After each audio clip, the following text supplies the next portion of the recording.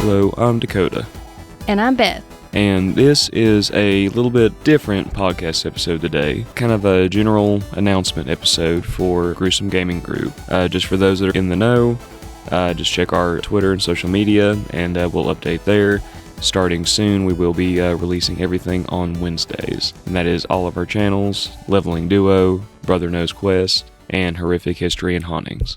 Well, for today's episode, me and Beth are kind of doing a little bit of a oddball episode. I'm kind of being a co-host today with her for an episode of Horrific History and Hauntings, and we're going to be talking about situations where video games have been insinuated to be the blame for violence in the world. Am I understanding that right? Yes. Okay. Which, like, we've all heard different stories before in the past, I'm sure, about video games being the blame for violent crimes and violent tendencies in youth and things of the past. Me personally, I can never really picture of anything that it was specifically blamed for around here that I know of, though my parents and grandparents were definitely the part of the bandwagon of saying that violent video games made people violent. Yeah. People were violent long before video games. Yeah, it's just a matter of, I think, just trying to find a scapegoat. Yeah. It's not their fault, it's what they did that made them that way. Yeah. But that's different situations. No judging for anybody, but personally, as far as video games go, I personally don't believe that they can influence you directly to be violent. If anything, they can be used for outlets of aggression, forms of therapy in a way. They can be therapeutic, at least they are for me. But they're just, different things for different people. Yeah, it's like on Sims. When you get mad at somebody, you just create a sim like them and you lock them up and let them starve to death. Or you put a rug in front of the fireplace or the stove and let them catch on fire. But you don't do it in real life. You do it in the game. True. I mean, you want to have a good, sense of reality. Like what's real versus what's fake in the video game. Yes. Sims don't go to jail. Humans in real life do. Which, also, too, loss of human life is... Oh, yeah, that too. Yeah. It's not just about the consequence of your actions, Beth. Oh, yeah. And for our listeners, forgive me, I do have a little bit of the sniffles, a little congestion here and there, so I apologize if that does bother anybody. I'm trying to keep it to a minimum. Yeah. It was either that or listen to Raimi's, which his voice is worse. Yeah, unfortunately, the poor guy. That's why this is going down the way it is. Yeah, he's a little under the weather right now, and we kind of pretty much just told him to focus on recovery, and we're just kind of doing a filler episode here to kind of keep the flow going. Yeah. Raimi did kind of leave me a little bit of a list here, and so that's kind of what I'm going to try to go by today. Pretty much, while video games and game consoles have brought joy and entertainment into millions of people around the world, there have unfortunately been some real-world tragedies associated with them. There have been a few notable examples recently in history. When I say recently, within the last, 30, 40 years. That's an entire perspective. History is very long. 40 years is not very much. As far as cyberbullying and online harassment, is definitely two big major points to start off with. Essentially, with the ability to remain anonymous and being able to easily communicate with other players in an online environment, unfortunately led to cyberbullying incidents and harassment. And there have been studies, from what I've heard, done. I don't have anything specifically linked here. Yeah. But have led to cases of depression, anxiety, and even suicide in some extreme cases, which, let's be serious, guys. Regardless, it's just not a video even game. Well, yes. I mean, when you hear some of those kids while playing online shooting games, especially. Yeah. Yeah, there is definitely bullying, but I don't think it's just video games. It's pretty much any online thing. It doesn't even have to be anonymous, because it's like people get behind a keyboard or something like that in general and automatically become bullies, because how are you going to know where to find them? There's no immediate repercussion. Yeah. If they say something messed up. Yeah. Which, that's pretty much just what has happened with the advent of technology, but especially in a competitive online environment where it's against people that you've more than likely never met before, never will interact with again. There is the whole trash talking environment in games, which hey, I've heard my fair share and I've done my fair share too. But there's lines that you don't cross. Yeah. And sure. Trying to say you should go kill yourself. No, you don't say that to people. No. Because not only is that completely wrong and you don't know what that person's going through in the first place, if they're depressed, and that would just be the last straw, but also you can be charged for that if they do. Exactly. Because you told them to. Which, I mean, it's, like bullying's just not okay. There is like, some trash talking environments in different games. To some extent, if that's for you, as long as you keep it somewhat clean, generally, like, I have no issue with it, but when you start crossing lines, whether it's bullying or being racist or sexist or any of those other, let's just say that it's a video game, guys. Like, if you want to be competitive, like talk a little smack, that's one thing, but like, don't attack the person personally. Yeah. You should know the lines not to cross. Yeah. And if not, you should do some research on that before you start trash talking. Yeah. Or just not play the video game. Yeah, that too. Yeah. Or mute yourself. Yeah, that I was going to say. I know some people, they can't control their temper, so they just mute themselves. Yes. But at that point, like, I feel like you're just kind of like Band-Aid on the situation, but yeah, I digress. Some other points here he has are addiction and gaming disorders. Though while not yet officially recognized by the American Psychiatric Association, gaming addiction has been recognized as a serious issue by the World Health Organization, or the WHO. Excessive gaming can lead to neglecting other important aspects in life, such as work, school, and relationships, which I do agree. Yes. As a Sims player that had a mini coffee pot in my bedroom as a teenager or child or whatever. I can only imagine. And staying up for whole days playing this game. I can say that it can definitely become an addiction, and you have to know your boundaries and maybe set timers if you have that problem. That's how I do it, at least. I have timers that I set and give myself a specific amount of time to Which, I mean, like, that's a really self-care, play my game, I guess. Oh, yeah. Well, I mean, like, that's a really smart way to go about doing it. Like, just kind of, like, budget your time. Like, if you know that you only want to play for so long, then just set a timer. That way, if you let yourself get immersed and you lose track of time, the timer was like, hey, back to reality now. Yeah. Which, I mean, like, don't get me wrong, we all joke about having, like, rookie numbers when it comes to, like, gaming hours and streaks and stuff. Like, back in the day, like, it was nothing to, like, game for 8 hours at a time. Yeah. Easy. 15 hours if I was wanting to push it. Like, if I didn't have to do anything that day. At the end of the day, like, there's other stuff in life besides video games. Yeah. Like, I love my Zelda. I love all my RPGs. Pretty much, like, all the games I've played, I pretty much love. But there's a lot more to life than that. Yeah. Remember that, guys and girls, and anything else that you might associate yourself with. Trying to respect everybody. If you love your video games and you really like to, play them, stream them, whatever, just remember, take care of yourself. And there's other stuff. Hug your kids, kiss your wife, your husband, whatever. Clean your house, clean your car, go to work. Don't forget work. Yeah, like because if it's an online game, you have to be able to pay the internet bill. Exactly. Like, if nothing else, like, you got to remember, like, you got to go to work so you can pay that bill, so that way you can play that game. And the relationships thing. See, I can understand, because, I mean, you were there in that part of my life where I hated being ignored by a video game. But Joey, the person obviously I'm with now, we have it where he has his TV next to my TV, both of them facing the couch, so I can either watch what I want to watch or play whatever I want to play, and he can play whatever he wants to play on his TV, but we can still be together, communicate, talk, cuddle. So I like the way that's done. I mean, like, that's a good, like, healthy way to do it, rather than it just being, like, just the one TV. Yeah. In the one space, and it's either you watch what's going on or you just sit there. Yeah. Which, I mean, like, I always got that. Like, I used to, try to, like, be like, hey, man, I'm nobody's keeper. Yeah. As far as that goes. Yeah. It's But I'm good. but I'm happy for you though. Yeah. Like, I'm glad that, like, y'all got a good balance going on and stuff. Like, I have something kind of like similar with my old lady, like, at her house, or whenever I'm there. Like, I've got, like, my little, like, desk area set up, and I've got my little monitor, and pretty much I just have it set to where I can plug up my Switch or computer, whatever, to it, and she has her TV on top of the dresser, like, right next to it. Yeah. It works out a lot better. And, like, most of the time, like, literally, like, what she's doing is that she's sitting there watching Friends for, like, the millionth fucking time. Oh, yeah. No offense to people. Actually been doing that myself. Yeah, I heard. So, like, she's watching Friends, and I'm sitting there playing Dragon Quest. And if we want each other's attention or anything like that, we just talk. Yeah. And we just make sure to listen to each other. We don't try to ignore each other. That's the big thing. Care. Yeah. If you care, act like it. Exactly. If you love your video games that much, your partner will understand. But at the same time, you also have to remember your partner's with you not just because they love you, but because you love them.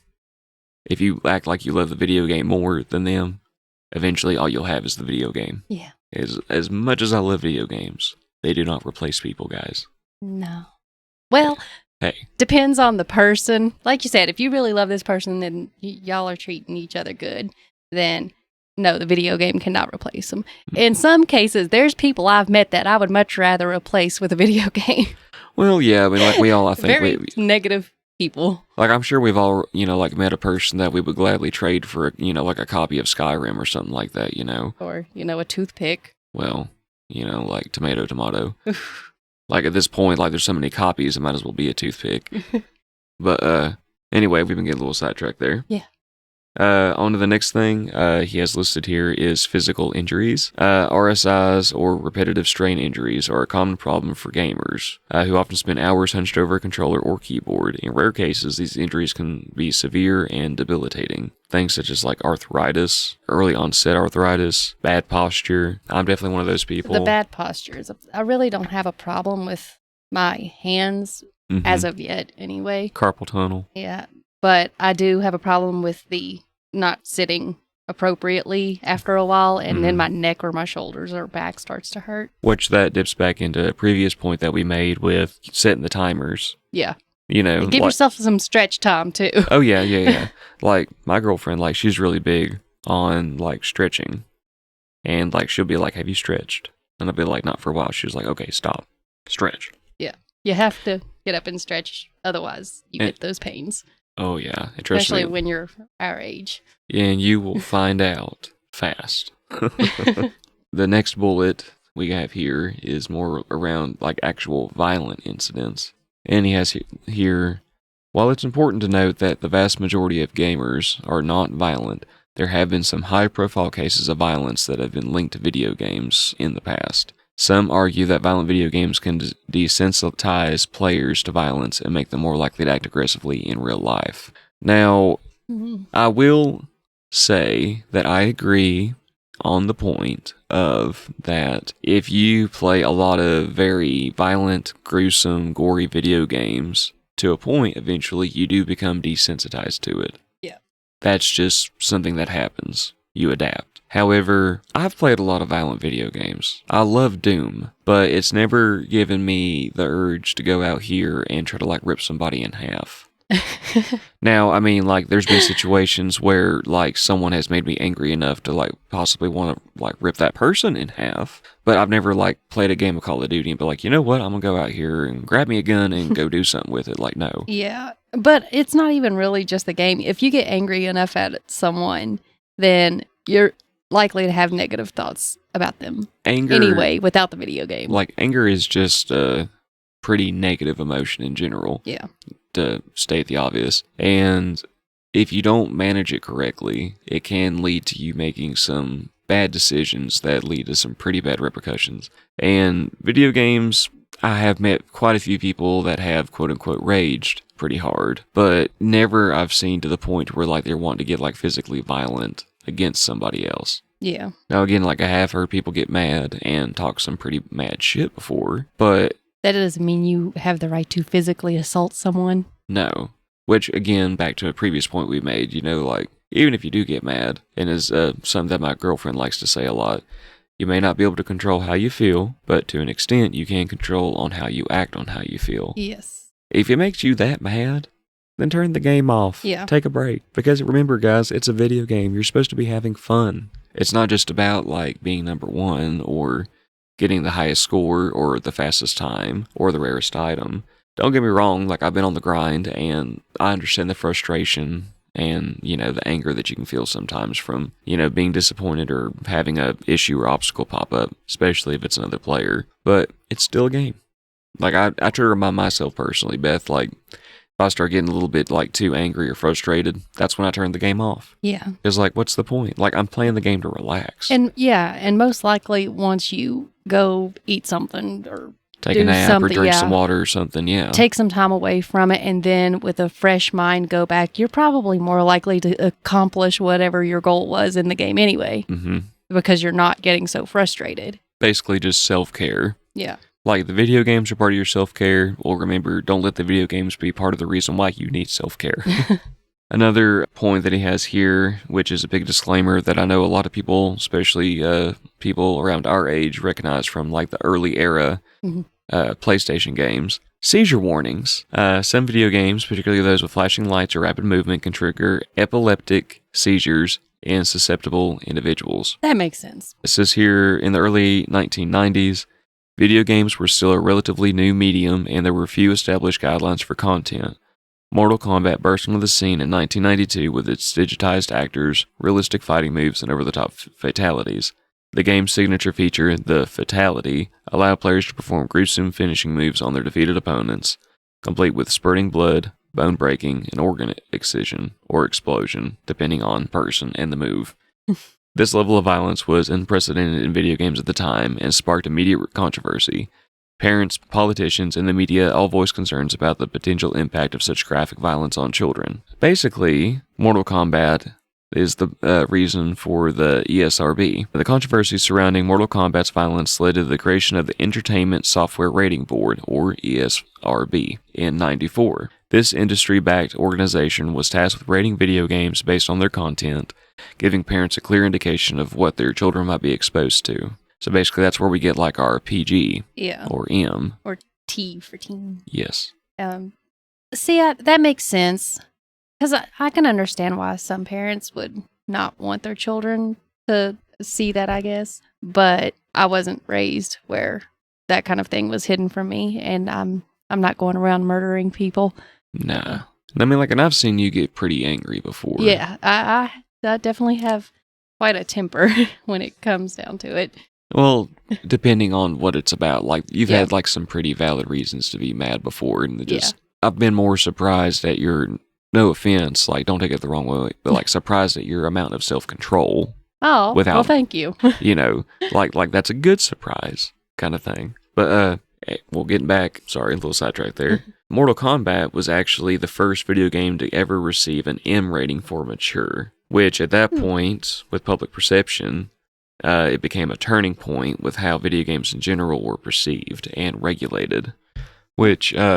Moving on here, it's important to remember that video games are just one form of entertainment, and they should be enjoyed responsibly. Some tips for preventing tragedies related to video games are, as we talked about earlier, set limits. Establish clear rules and limits for how much time you or your children can spend playing video games. Agreed? That's agreed. Promote balance. Encourage other activities and interests outside of gaming, such as physical activity, social interaction, and hobbies, which... I like D&D and video games, so Baldur's Gate is like 2 in 1 for me. So I've been making stickers. Oh, hell yeah. Yeah. Nice. That's my extra little hobby at the moment. Hey, people buy stickers. Make enough of them, you can sell them on Amazon, make you a little money. Yeah, I was looking into that earlier today. Next point here, I think you should do that. Communicate openly. Talk to your children about the risks of cyberbullying and online harassment. Basically, just... You know, if you have children and they're, you know, and you're okay with them getting on the online scene and talking and playing with other players, just make sure that you make them aware of how some people can be and how to, you know, like properly like protect themselves and how to interact with others in a good, proper, healthy way to where they themselves and the other players can have fun, but be able to recognize a toxic player when you see one and be able to how to either deal with them or how to avoid them. Yeah.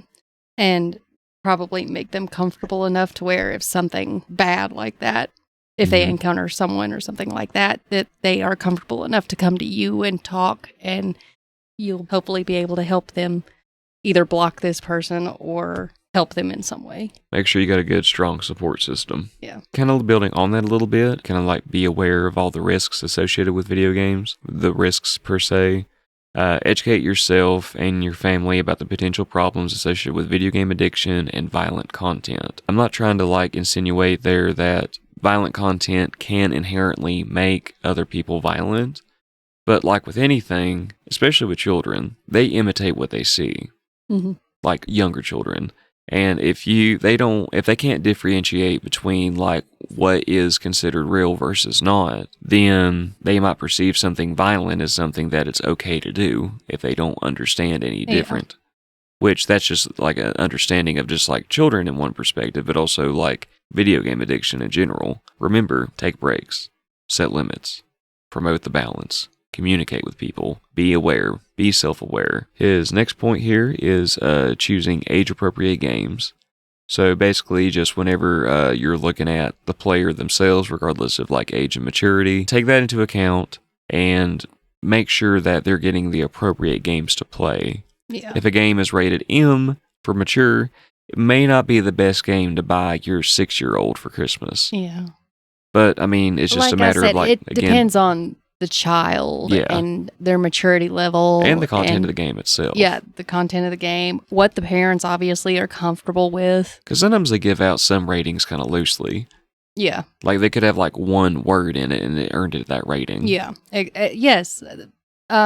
Check to see like if you don't want your children exposed to the blood and gore, but you're okay with them hearing a curse word or two, then go in to check that out. Do your research, like try to figure out a little bit about the game, what it's about, that kind of thing. I mean, like we live in an age now where people, if there's a video game, there has been someone that's played it and streamed it and recorded it somewhere. Yeah. So you can for sure find out. Let's see.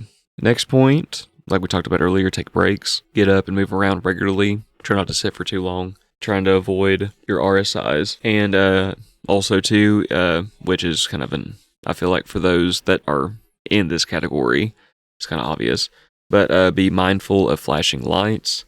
If you or someone that you know is susceptible to seizures, epileptic ones, that are brought about by rapid flashing lights movement, avoid games with these.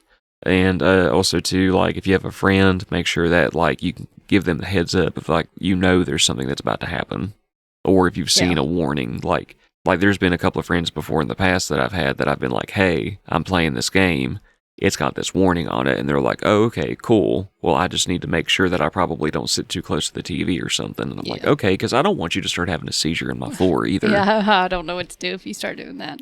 Pretty much with just being aware of all these things with potential risks and being able to take proper steps, healthy steps to prevent them, we can all collectively ensure that video games remain a safe and enjoyable form of entertainment for everybody. Though, while the vast majority of gamers are peaceful and enjoy games as a form of entertainment, as I just said, there have been, as I mentioned earlier, a couple of crimes that have been linked to game releases or gamers or games in general. Though it's important to remember that correlation does not necessarily imply causation, and that the incidents that we're getting ready to talk about are considered extremely rare compared to the overall positive impact of video games. Some of the violent crimes that have been linked to video games was a Colombian high school shooting in 1999. Columbine? Columbine. Oh, I thought it was a typo.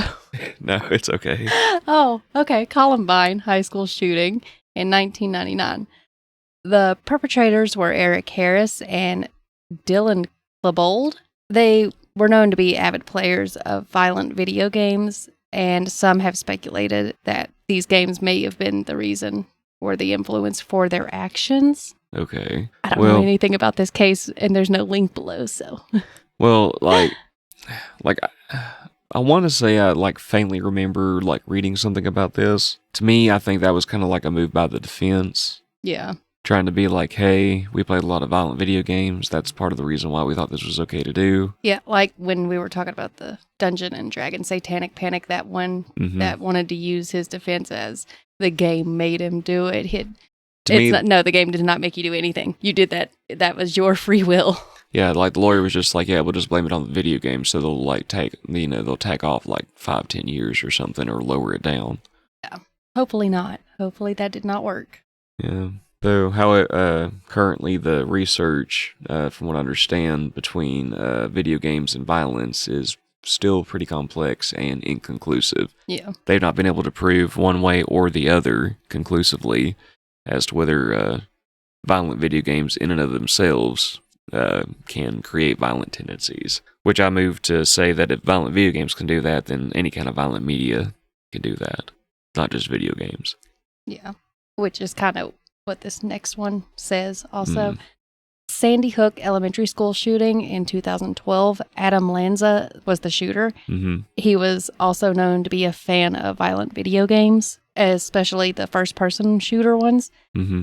But there were also other factors that likely contributed to his actions, and it's really impossible to say definitely whether or not video games played a role in his actions. Yeah, which, I mean...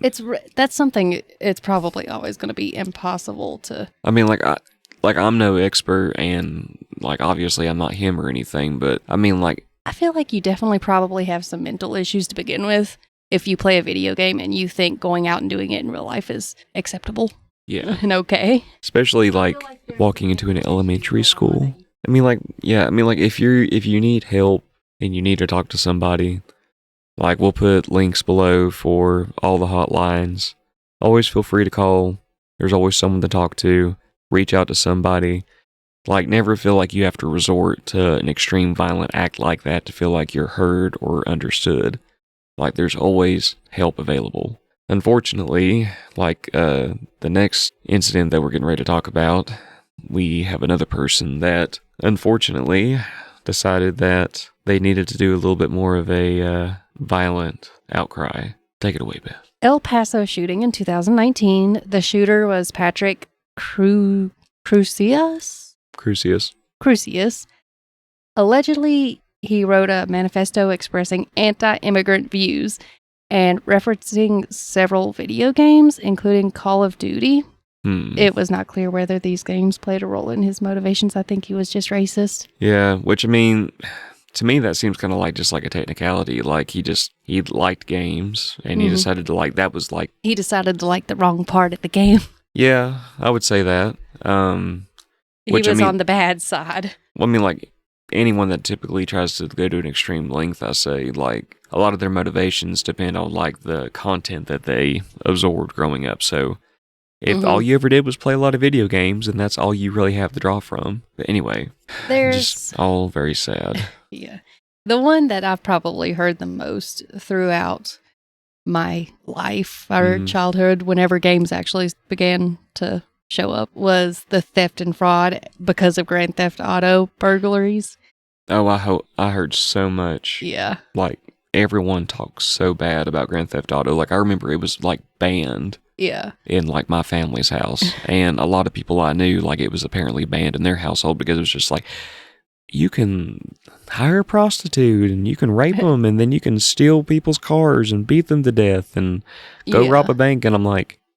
Yeah, it's Grand Theft Auto. Yeah, that's like in the title. It's pretty much a video game. It's rated, like M for mature for a reason. Yeah. Yeah, that just because it's a video game though, and like you said earlier, doesn't make it okay to go out and do these things. I could understand this one why people would think that, but like I said, if you're out there in real life actually doing this, then you need some sort of mental help. I'm not trying to be mean at all. I'm being serious. You need to go get some mental help if you can't tell the difference in a video game and real life.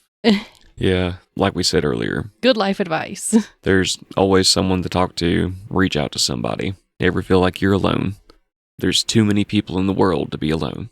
Yes. But talking a little bit more about on the theft and fraud, though, and this is very real things that happen nowadays, even still. Not so much the Grand Theft Auto inspired burglaries, though maybe they still happen. I'm not sure. I don't try to keep up to date on those specifically. It's because of the Grand Theft Auto. I think it's because people want to go out and rob people or places. Yeah, because they want money.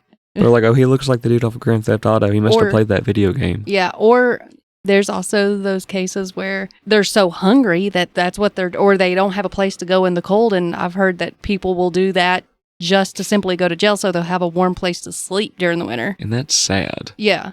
It's not always because of the video game. No. Like, there's always other reasons. Yeah. There's always more variables than just the one. Another issue are scammers. Scammers have been known to target gamers specifically, stealing their virtual goods or accounts. Basically, stealing your personal information to be able to, like, steal your World of Warcraft account or maybe wiping out your accounts in general. Yeah, like Sheldon in Big Bang Theory. They stole his ostrich. Mm-hmm. Then, of course, credit card fraud or debit card fraud. In some cases, gamers have been victims of fraud where their information have been stolen and used to purchase in-game items. Basically, the most common thing is, kids getting in their parents' wallets. Yeah. That kind of thing. That's usually the most common thing. But some people legitimately will hack and steal other people's info, and then just, hey, they got a $5,000 limit. Well, that's a lot of in-game purchases. Mm-hmm. But it's like any other online thing that you put your card into or your information. You just got to be careful with that and regularly, I guess, change passwords or something or PIN numbers. Mm-hmm. And part of that self-care, which in 2023, part of that self-care is taking care of your digital well-being as well. Speaking of, our next points here are cyberbullying and the harassment associated with it. Online threats and abuse. Some gamers have been targeted with online threats both in and out of the game, where some people take it a little bit more personally and essentially do kind of stalk you online, figure out who you actually are, not just your gamer tag. Yeah. And then in some more extreme cases, with doxing, gamers have had their personal information shared online without their consent, leading to harassment and stalking by other people. That were angry with them. Yeah. Yeah, that's not okay. Which, not so much always just angry. Sometimes there's really weird ones out there. Yeah. I actually didn't even think about that while we were going into this episode. I would be pretty pissed off. Have you ever heard of the concept of being swatted? No. Okay, basically, and it's happened. You can look this up right now if you want to. Live streamers on Twitch, YouTube, and stuff, where someone gets a hold of their personal info, and then while they're streaming, they call in that they're a terrorist or something, or they're extremely violent, or that they got someone held hostage or something that they need SWAT. And the way the protocols are set in place, they just send a police officer to investigate. They send in the SWAT team. Well, that would make sense, but it's a complete waste of time for these people. Exactly. So everybody does not have a good day because the SWAT team gets mobilized. Yeah, when there could be an actual emergency. Exactly. So that's also not okay. Oh, it's very illegal to make illegal, make false 911 claims. Yeah, it's where obviously Joey, being a first responder, he gets all kinds of nonsense calls. Oh, I'm sure. About people that they don't like the fact that their neighbors are burning a little bit of brush, or but there's smoke from this brush fire. Okay, yeah, what do you expect? But it's under control. They'll get there and they'll see that someone is there tending to this. Mm-hmm. And there's no reason that they should have been called. Or the alarms. I don't know how they work, but those alarms where you don't have to call, it just automatically sends an emergency notice out. Home security stuff. Yeah, there's little glitches in them or whatever. I don't know how they work. And they have to respond. And they have to respond to that, but it was a complete waste of their time. Don't call unless it's an actual emergency. Yeah, it's an emergency service. If it's something that you cannot handle yourself, then okay, call. There's a better use of emergency services than pranking somebody. Yeah. But just to reiterate, it's very important to know that the incidents that we've talked about today are considered extremely rare and do not represent the vast majority of games or gamers. It is important, however, to be aware of the potential risks associated with online gaming and to take steps to protect yourself. A few tips are right here. Be mindful of the information you share online. Be careful about who you interact with online. Make sure that you use strong passwords and keep your online accounts secure. And as you mentioned earlier, occasionally, change them. Report any abusive behavior to the game's moderators. And make sure that you take breaks from gaming and engage in other activities. Talk to somebody, hug somebody, pet a dog, eat a burger, drink a milkshake, take a nap. Especially the eating and drinking thing. You got to remember to, maybe not the drinking thing, because I tend to always have a drink around me. Drink your water. But get up, eat something, stretch. I also have a 30-minute timer to walk. Also good. Yeah, because Especially maybe if you're not a kid, because I remember when I was a kid, like I said, I stayed for days drinking coffee and playing Sims, and I didn't feel it in my body. My 29-year-old body now, it's not having it. Yeah, trust me, I feel you. 31-year-old body ain't feeling it either. Ain't no better. But just also to reiterate, guys, if you or someone you know is experiencing cyberbullying harassment, please contact a help organization. There's always someone there to help, someone that you can talk to. We'll make sure to put these in the link in the description below if you need them later, but I'll go ahead and give them out now. The National Suicide Prevention Lifeline, 988. The Crisis Text Line, you can text HOME to 741-741. And the Trevor Project. The number is 1-866-488-7386. And also, too, remember, guys, video games can be a safe and enjoyable form of entertainment when played responsibly and respectfully. Be aware of the potential risks and taking steps to protect yourself, and you can help prevent tragedies from occurring in the first place. Well, do you have any final thoughts or anything like that, Beth? Or anything you would like to add? Well, just hope that everybody can learn balance when it comes to video games. Be safe. Hopefully some of these tips will help you to do all this. And don't go out in real life and run over a sex worker and steal her money, or rob a bank, or steal people's cars. That's bad manners. Or illegal. And illegal. But yeah, guys, just remember, it's a video game. Have fun. But it is a fictional game. You live in the real world, not the game.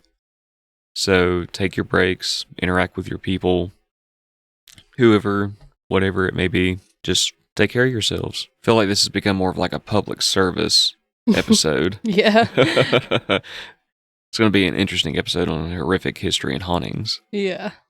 It's okay. There were a few crime cases in here, so all good. Okay, good deal. All right, guys. Well, this has been the Oddball episode. All links will be in the description below for all of our social medias, Twitter or X. Still can't remember which one it's supposed to be. I'm so used to calling it Twitter. Yeah. Don't forget to follow us on TikTok, YouTube, and other social medias. Like and subscribe. Don't forget to comment. We do want to hear your feedback. Let us know what y'all think. If there's anything that you would like to hear from us specifically for any of our channels. Again, the link below for the Gruesome Gaming Group Network, where all of our channels for Horrific History and Hauntings with Beth and Raimi, Brother Knows Quest, also Beth and Raimi, where Raimi goes over tabletop RPGs with Beth, and then my podcast with Raimi, Leveling Duo, where we're just two friends that talk about video games that we've either played before in the past, or currently playing, or look forward to playing in the future. Thank you for listening. This has been Dakota. And I'm Beth. Logging off.